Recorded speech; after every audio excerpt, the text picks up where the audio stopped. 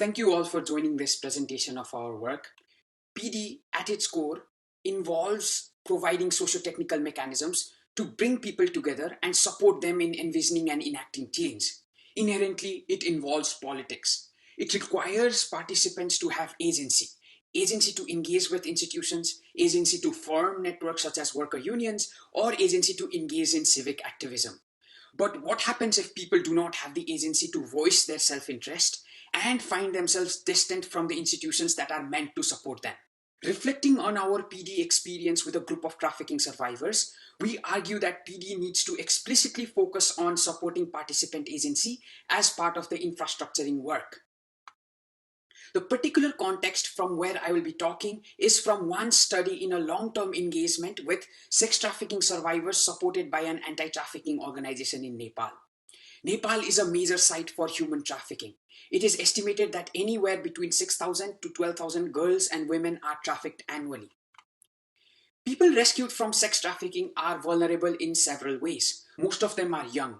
They have limited formal education. Many are shunned by their families, and they have very limited sources of social support. Most of their social support comes from anti-trafficking NGOs. We have been working with one such NGO in Nepal. Following Nepali practice, we shall call the women we work with sister survivors in this talk. The study that we report in the paper involved two activities aimed at hearing the voices of the sister survivors as they envision their desired future.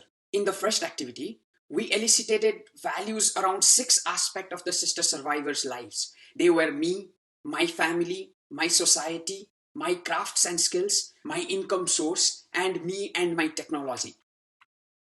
We discussed their future vision in relation to these aspects at 3 different stages of their lives. First, when they are about to leave the shelter home.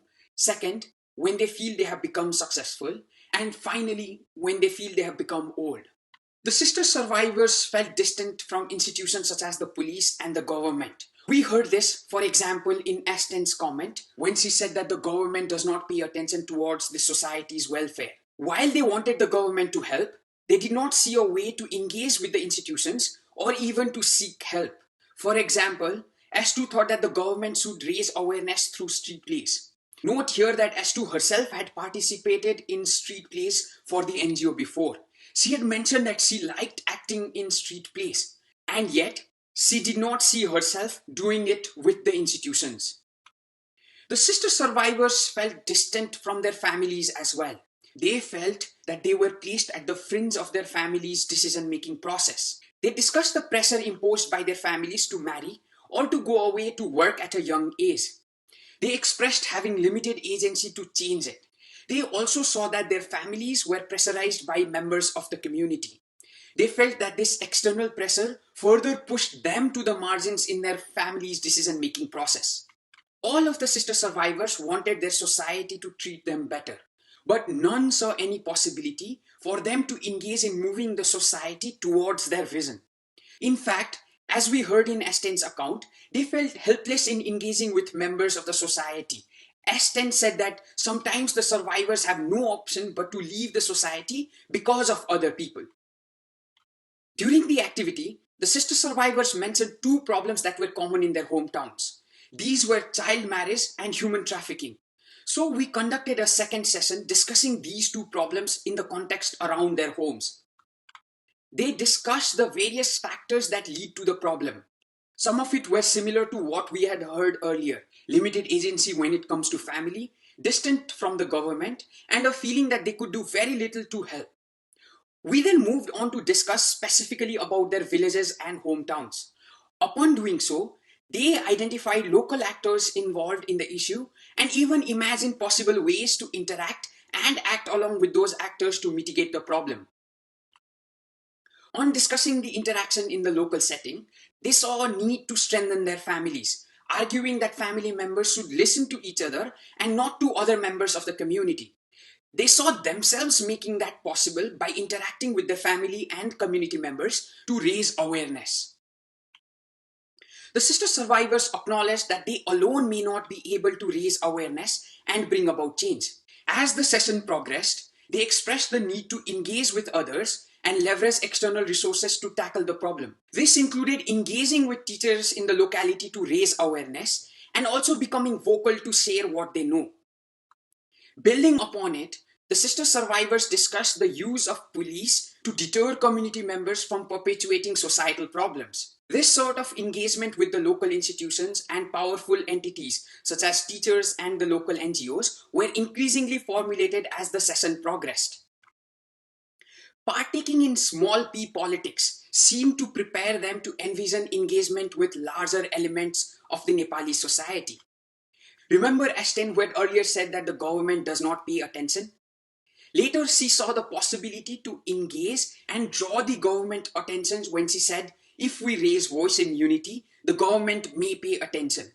Of course, imagining engagement with others is not the same as actual engagement. But this growth in envisioning engagement at a local level does seem to help prepare them for a wider engagement as the sister survivors move out of the shelter home. Now, reflecting on the experience, we find that discussing about issues close to their home helped. Also, focusing on the relationships with known actors rather than the abstract institutions helped illuminate possibilities for interaction and invited plans for action.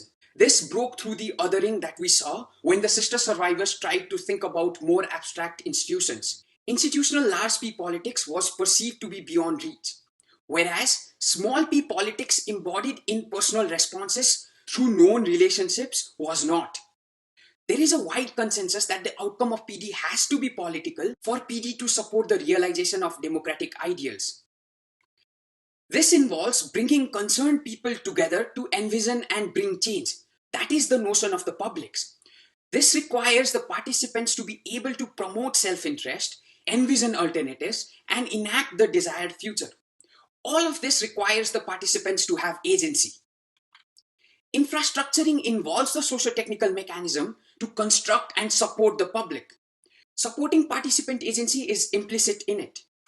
However, participants may feel that they have different level of agency in different aspects of their lives. Some, like the sister survivors, may not feel that they have enough agency, and indeed they may not. We argue for enhancing agency of the participants, especially of those who may be in the margins. This has to be at the center of the infrastructuring work. To conclude, participation aimed at making democratic change cannot always be foregrounded within design projects, especially when people may not feel they have the agency to engage with larger institutions. Rather, focusing on more personal concerns and daily interactions may be more relevant for future change. Thank you for your time. Please feel free to reach out if you have any questions or want to continue the discussion on PD practices with marginalized groups.